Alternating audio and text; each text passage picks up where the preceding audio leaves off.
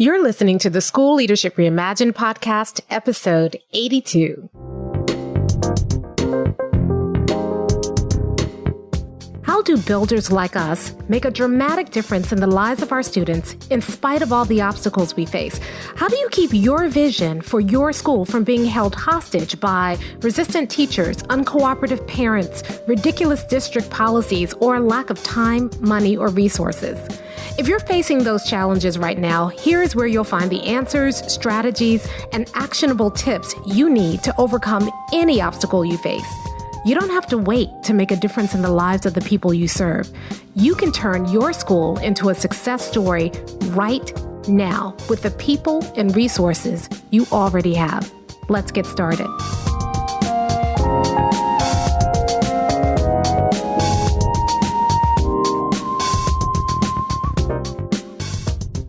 Hey builders, welcome to another episode of the School Leadership Reimagined podcast. I'm your host, Robyn Jackson, and today we're going to talk about 5 tips for engaging parents. I don't know if I've ever told you this, but my first call with a parent as a brand new teacher was pretty much a disaster. I had a student, he was misbehaving in class. I taught 11th grade, and I called his mother like I thought I was supposed to do.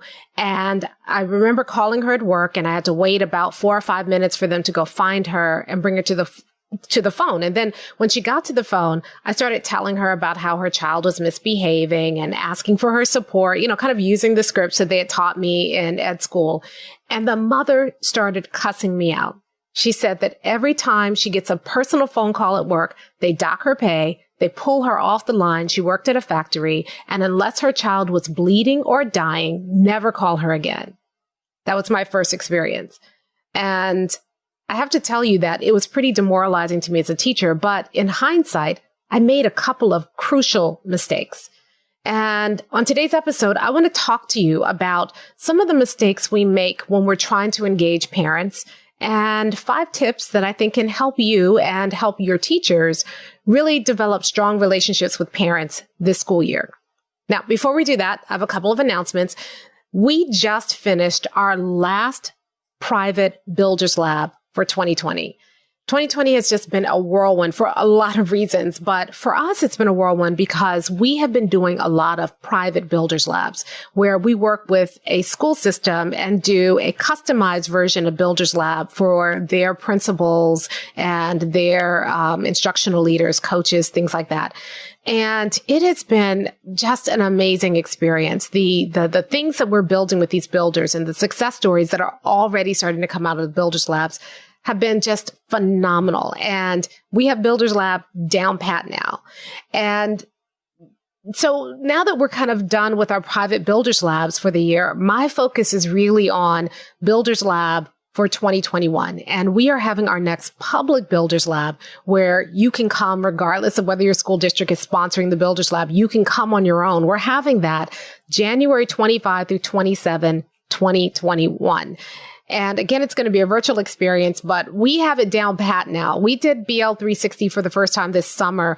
There were a few technical glitches. We had amazing people. They rode with us, especially that first day when we had a few tech glitches. But we've gotten it down pat now. And it is just, every time we do it, it just gets better and better and better.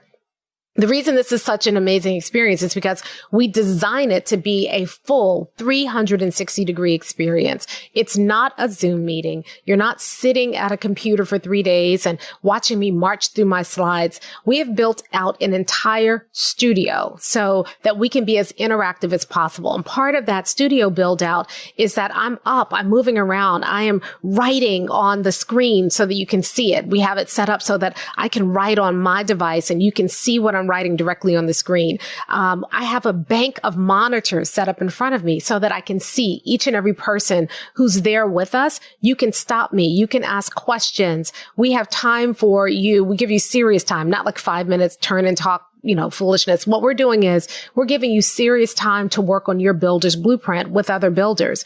There are a lot of people who come to Builders Lab and they bring their entire admin team so that they can take those 3 days to sit together as an admin team and map out their roadmap for turning their school into a success story. And so we have breakout rooms and we give you generous amounts of time in your breakout rooms. Also, we just got a comment from our last Builders Lab that someone was saying that your breaks are amazing. We have music during our breaks.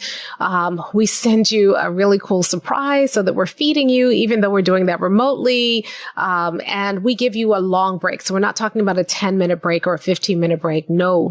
We don't do that. We give you generous breaks, half an hour or more for breaks in between so that you can take care of the other stuff in life that's going on and then you can show up for Builders Lab fully focused. And while all those things are great, those are bells and whistles. Those make it an amazing, fun experience.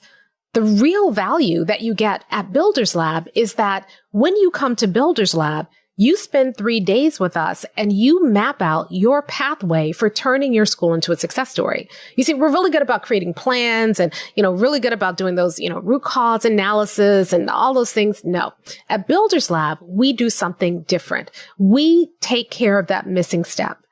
So when you map out your pathway, what you're doing is you're trying to figure out what is the most important work that my school needs to be doing right now in order for us to achieve our vision, live out our mission and our core values every single day. And we take you through a whole process of doing that. In fact, we've upgraded some things in Builders Lab from some of the things that we've learned from our clients over the last few months. And instead of having just one session on microslicing, we have an entire day dedicated to microslicing, not just microslicing classrooms, but thinking about how do you microslice your entire school. And so by the time you leave Builders Lab, you have a blueprint that helps you map out exactly how you're going to achieve your success story. And what's funny is that a lot of times when people see their blueprint, they're like, oh my goodness, this is all I have to do. They're so surprised. Or they feel intimidated because they're saying, are you saying that I can actually see this growth in 90 days? And we're saying, yes, you can. But we don't just leave you. At the end of Builders Lab, you get 3 months of follow-up support so that we can make sure that you have everything you need to take the map and the pathway that you've created in Builders Lab and actually see it through until you get to that success story. So if you want to join us for Builders Lab, and I really hope you do, because it gets better and better. And it's just such a powerful 3 days, and the transformations that happen over those 3 days are just they give me goosebumps. So I really hope you'll join us. And in order to do so, all you need to do is get your ticket at mindstepsinc.com/builders-lab. Okay. Second announcement. Buildership University, we have just a few more seats left for the founding members level. And once we reach that goal for our founding members, we're going to close things out. Now, you'll still have a chance to join BU in January. Buildership University will be officially open in January, but there's something special about being a founding member. Because as a founding member, it's a small group of people. These are the most dedicated builders on the planet, and you get to have input about what goes into Buildership University. So right now, basically, the founding members are saying, we need this tool. I go make the tool. We need this training. I go give them the training. So I'm just their personal kind of concierge into Buildership. And so they're shaping what's happening in Buildership. Plus, we're bonding. It's a community. We're looking out for each other, and they are contributing to BU too, because they're taking the tools, they're playing with them, they're making them better. And if that's you, if you are that kind of person where you want to be a part of a close-knit community and of people who are like-minded, and you also are really thinking about being a builder and that journey on being a builder, and you want to be on that journey with other people who are as committed as you are, you want to benefit from the bonding that we're doing in our founders tier, and you want to get in early and have some input on what Buildership University looks like, then we have just a few slots left, and all you need to do is go to buildershipuniversity.com and you can fill out an application to become a founding member. Now, I'll have some more announcements later on the year about how you can join Buildership University when it opens January 2021. But if you want to get in ahead of time, if you want to get that extra access to me and to other founders, then I urge you to hurry, because we only have a few slots left and then we're shutting things down, to go to buildershipuniversity.com and fill out an application. Okay, so those are my announcements. Now let's talk about parental relationships. I told you at the beginning that my first time calling a mom, I got shut down. She cussed me out. And the mistake that I made was that I didn't take into consideration her situation.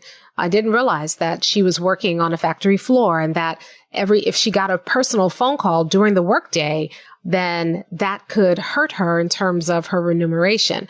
I should have been more careful and more systematic about understanding when is the best time to contact that mother. And quite frankly, I was calling the mom because I didn't know what else to do with her son. So I was calling her with a problem, not a solution. And that's the last thing she needed in the middle of her workday, was for me to call her and say, can you please make your son behave in my classroom? It's no wonder she said, listen, my job is, I have to be here on this factory floor. Your job is to teach my son. Don't bother me with this. You do your job and don't ask me to do your job. Now, a lot of our teachers are experiencing the same thing, especially now in remote learning, where parents are starting to actually say this a lot. You're the teacher, do your job. I'm not a teacher. You're expecting me to teach my child. And I know that these are unusual circumstances, but that line of reasoning of our calling parents to ask them for help can often come across as if we're asking parents to do our job. And I know that's not true. Sometimes we're asking parents to do their jobs, but that can, if we're not careful about how we navigate those relationships, that's the way it can come across. I remember figuring this out late in my career as a teacher, and I'm so glad I did, because when I became an administrator, I spent a lot of time calling parents, talking to parents. Usually I'm calling with bad news. I mean, I tried to set it up so that I'd also be calling them with good news. But, in most cases, as an assistant principal, I'm calling parents about discipline issues. I'm calling parents because there is a problem. And I've worked with a range of parents. And not only that, but I've also been working with a lot of builders who are also grappling with this issue of establishing really positive, productive parental relationships. And I have a few tips that I want to share with you today to help you do that, and to do that in a way that actually serves you and serves the families and the students. And so the first thing that you need to do is you have to stop before you even begin and ask yourself, why do you want relationships with parents? What is the point of establishing this relationship? And we don't think about this. We just say, oh, we need to have parents, relationships with parents. We need to do parental outreach. And we do this scattershot approach to engaging and involving parents without really having a goal in mind. I remember figuring this out as a teacher. I was always told you need to have relationships with parents. I tried to send positive notes, and I back to school night. I tried to do my best for my back to school night presentation, parent conferences. I tried to be positive, but I didn't really have a goal other than this was something I thought I should do.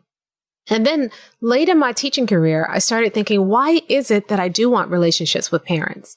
Now, for me, I was teaching 11th graders. And so at that point, my students were fairly independent. So the relationship that I wanted with the parents was more of a partnership. How do we help their students, go this last leg of their academic journey and make sure that they're set up to be successful in college? I remember reading some research that looked at the 8 non-cognitive factors that were most predictive of students' college success. And if I can find a link to that, I'll put it in the show notes. But it was a study done by William Sedlacek, and he looked at 8 non-cognitive factors. So non-cognitive factors would be something like, having leadership experience, or having a strong support system, or preference for long-term goals over short-term goals. Those were 3 of the 8. And these were a better predictor of whether or not students were going to be successful in college than grades, SAT scores, parental education, income, all these other things. And I remember reading that study and saying, wow, if this is what it takes to be successful in college, truly, and I'm preparing my students so that college is at least a viable option for them, then I need to help them to develop these 8 non-cognitive skills. Problem was, a lot of them were really things that I couldn't see how I could develop in school. I really needed the parents to do that, or so I thought.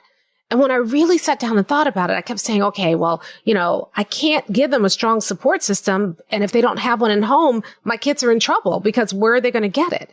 And so when I started thinking about those 8 non-cognitive factors, I started thinking that the relationship that I wanted to have with parents was really about equipping parents to provide students with those 8 non-cognitive factors, to have a relationship so that I could be a resource for parents to help them navigate the college application process and navigate the scholarship and financial aid process and navigate these last 2 years of high school for their students, that I wanted a resource type relationship with parents.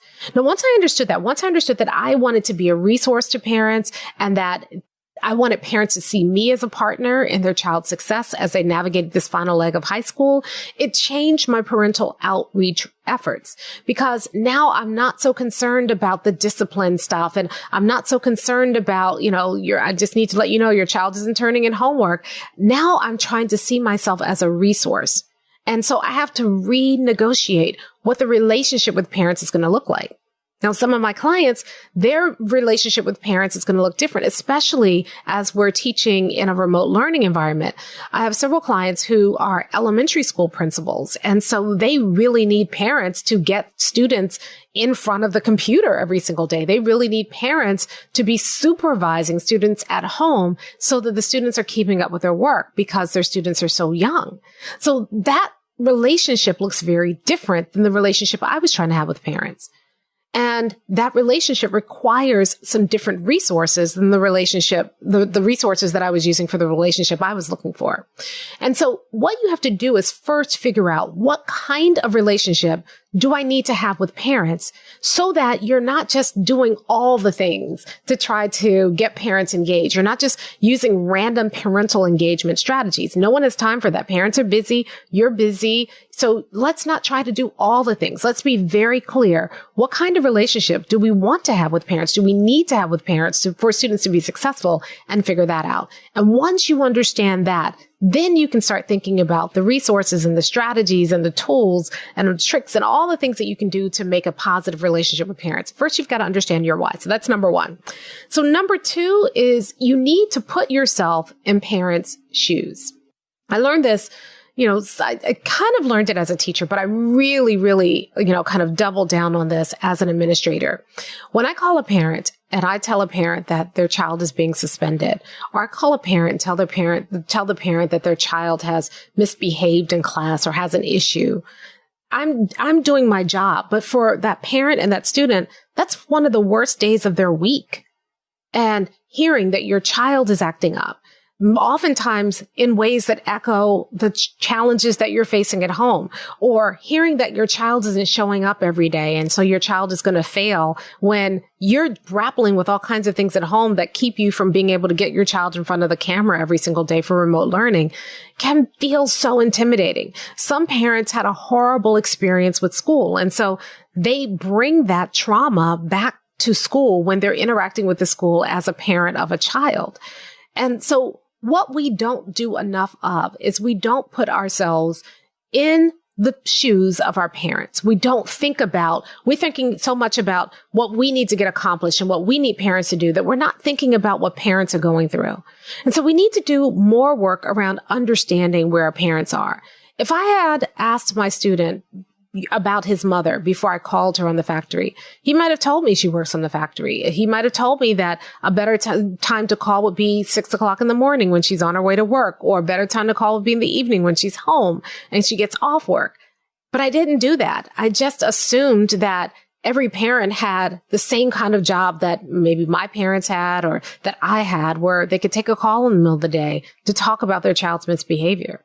I was totally unprepared for that conversation because I didn't take even 1 second to put myself in that parent's shoes. You need to do some intel. If you want a relationship with parents, you need to understand what your parents are dealing with. Some of my clients right now, they are working with parents who are facing job loss, or they're working with parents who are essential personnel or considered essential personnel. And so they're working extra hours. But sometimes those parents are terrified when they come home that are they bringing the coronavirus into their home? Other people are facing job losses and the stress that comes from that. Sometimes parents are caring for other family members. And so if you're not understanding that, if you don't have a clear sense of what your parents need or want, if you don't have a clear sense of what they're going through right now, it's going to be hard to have a relationship. And what kind of relationship is that anyway, if you're not thinking about the other person, if you're not considering what they need? So this next step is you've got to put yourself in parents' shoes. Now, how do you do that? Well, in our sprint this spring, we designed a parental survey that helped us to get a sense of where the parents were. And a lot of the people who went through that sprint or were part of that free pop-up group actually took that survey template and sent it home to parents. Now, from what I'm hearing from a lot of my clients, parents are like surveyed out by now because the school district sends a survey every month and they're surveyed out by now. So maybe a survey might not be the best thing, but you can talk to students. You can spend some time checking in with some parents. You can talk to the parents with whom you do have a relationship to ask them about what their fellow parents are experiencing. You can go and take a look at what their social media profiles are saying. You can do that intel so that you understand where your parents are. So first, you've got to understand the relationship that you want to have with parents. Secondly, you have to put yourself in parents' shoes. The third thing you need to do is you need to be proactive. And I cannot stress this enough. You need to be there with a solution before parents realize that they have a problem. So a lot of us are, paddling as fast as we can ourselves. And so we're not thinking about this. But now that we've been doing this for a few weeks or a few months even, we really need to stop and think about what is the end user? How is the end user going to receive what we're doing? And I'm saying end user, and I know that's kind of really sterile language, but I'm using it intentionally because everything that you put out is you're putting out so that somebody else can use it. Every assignment you design, every classroom you set up, every tool that you create, you have to think about, okay, I am making this assignment. But what is it going to feel like on the other end when someone actually has to go through this assignment or has to go through my Google Classroom or has to create this Google Doc or has to log into my session or has to watch this asynchronous learning opportunity or has to come in 2 days a week and what's happening the other 3 days a week or whatever it is? You have to think about how other people are going to experience what you're designing.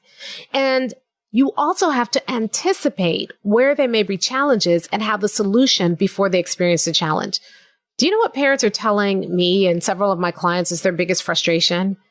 They get on, they do the things that they're being asked to do and something doesn't work, or they hit a roadblock and there's no help for them, or they get stuck somewhere and nobody is there to help them. And half the time, the school doesn't even know that that's a problem or an issue for parents until it becomes a problem or an issue. And what we need to do is we need to spend some time thinking about the whole process that parents have to engage in, the whole process that our students have to engage in. And then we have to anticipate where they may get stuck and be proactive about the solution. I'm going to give you a really simple example of this. When I was a teacher, I started using proactive supports. I felt like it was wrong to wait for students to fail before they got support. I wanted to give students support so they never failed in the first place. I wanted to give students support so they didn't struggle in the first place.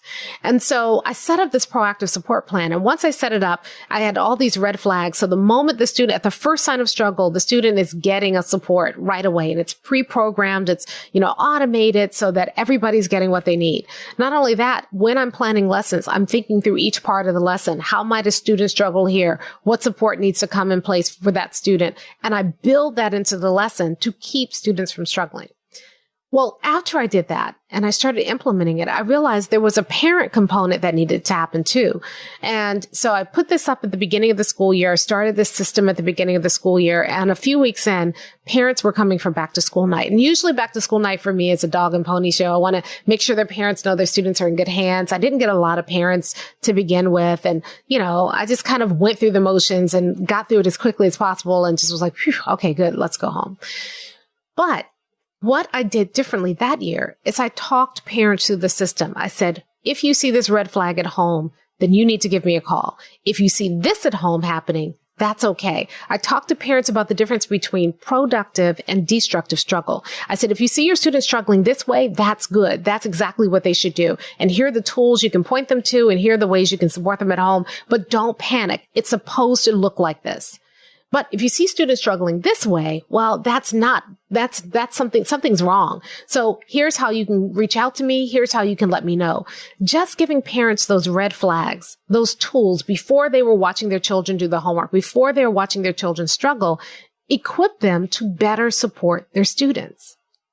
So how many of us have set up proactive supports that parents can engage in? How many of us have taken the time to help them understand the difference between productive struggle and destructive struggle? How many of us have taken the time to preview for parents what's coming up so that they can anticipate things? How many of us have taken the time to anticipate where our parents may get stuck in supporting their students and putting supports in place to help them?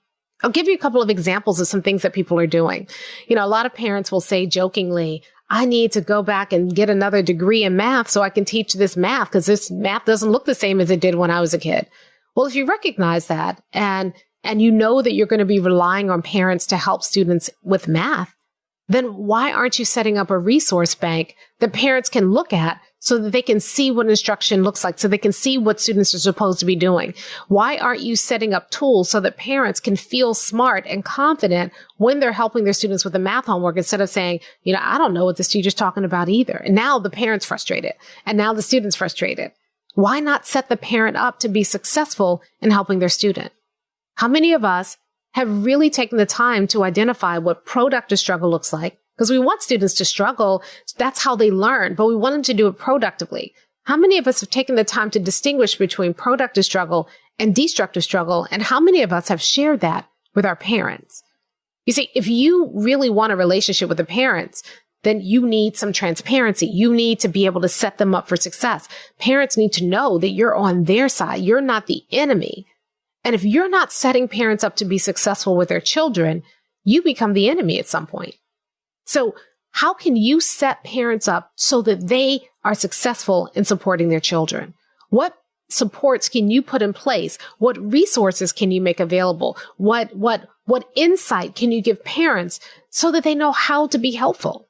If you don't do that, you're going to get calls for all kinds of ridiculous things. But if you can say, if you see this, that's not a problem. That's what it's supposed to look like. But if you see this, you should call me right away. When I did that, I stopped getting crazy parental phone calls and I started getting phone calls that sounded like this. Hey, Dr. Jackson, I was looking at the productive versus destructive list that you gave us for struggling. And I have been noticing that my son is starting to struggle in things that are destructive. So I thought I'd give you a call. And they said, well, tell me what you're seeing. And they tell me what they were seeing. And I'm like, yep, that looks like it. Okay, here's the intervention I'm going to do. And you should be able to see these results at home. And the parents thanking me. Versus, my child is struggling, you're not doing anything about it. And now I want a conference with the principal. So you need to be proactive. The next thing is that you need to go where parents are. One of the things that just doesn't make a lot of sense to me is that at school, we get mad when parents don't come to us, when they don't show up for back to school night without considering the fact that they've worked all day and they're coming home and they're making dinner and they have other things to do, or they may not get off work in time, or they may have other children. We just expect them to come into school on our schedule, and we expect them to come on our turf. Well, in a virtual environment, that may or may not happen. The principals that I've seen who've done the best job of engaging parents have figured out where the parents are. So in some cases, that means they're doing Instagram posts all the time about the school. They're putting resources on Instagram because their parents are on Instagram. In some cases, it means that they're going into the neighborhoods and they are looking at the rec centers at various neighborhoods and putting resources there. They're doing laptop distributions in the neighborhoods rather than asking people to come up to the school. In some cases, it means that they are going to the churches. So I've seen this in several of our clients where they are serving a community where there's a dominant church in the community where most of the community attends. And they will go and reach out to the priest or the pastor of that church and ask for their help in helping them reach out to parents. So the pastor will say at the end of the service, okay, the service is done, but if you have students who go to XYZ high school, the principal is here. They're going to be doing laptop distribution. We're going to make sure that you're in the database, and here's how you're going to be able to help. So the parents just stay after service and they're serving them. The principal is serving the parents then. Instead of asking parents to come to us, how about we go to them? How about we understand where the parents are already hanging out and we go to them? The principals who are doing that, they're not having the parental engagement challenges or the student engagement challenges that other principals are having. In fact, those principals who are doing this, they're seeing on average 85, 95% attendance, even in a virtual learning environment. So are we sitting back and waiting for parents to come to us, or are we being proactive and we're going to them? Now, the last thing is that once you have figured out what kind of relationship you want to have with parents, and once you've understood where your parents are, you've taken some time to sit and rest in their shoes so that you understand where they're coming from. Once you've decided that you're going to be proactive and you are anticipating parental needs and so that you can serve them better, once you are figuring out where the parents are already hanging out and going to them rather than expecting them to come to you, the last step is that now you need to turn it into a system. A lot of times we say we're going to do parental engagement and we make it an ad hoc thing. So, I need to send a positive note. So we spend all this time creating positive notes and we send them home and it's great. But then we don't do it in another month or another 2 months because we get caught up. And it's not that we don't want to. It's not that we're neglectful, but life gets in the way if you don't have a system.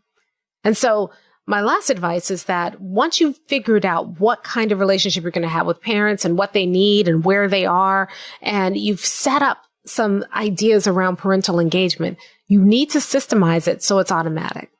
For some people, it means creating a set of autoresponder emails that you can send out at certain intervals with good news with parents about their children or what's upcoming. For others of you, it's going to be some sort of weekly newsletter or news blast that keeps parents informed of what's going on. For some of you, it's going to be a spreadsheet and that's connected to your calendar with reminders for when you need to send information home to parents. For some of you, it's going to be that you have a list of parents and you have so many calls you're going to make each day to parents, and you have a script of what you're going to say so that you're sharing the information and it's consistent across the board.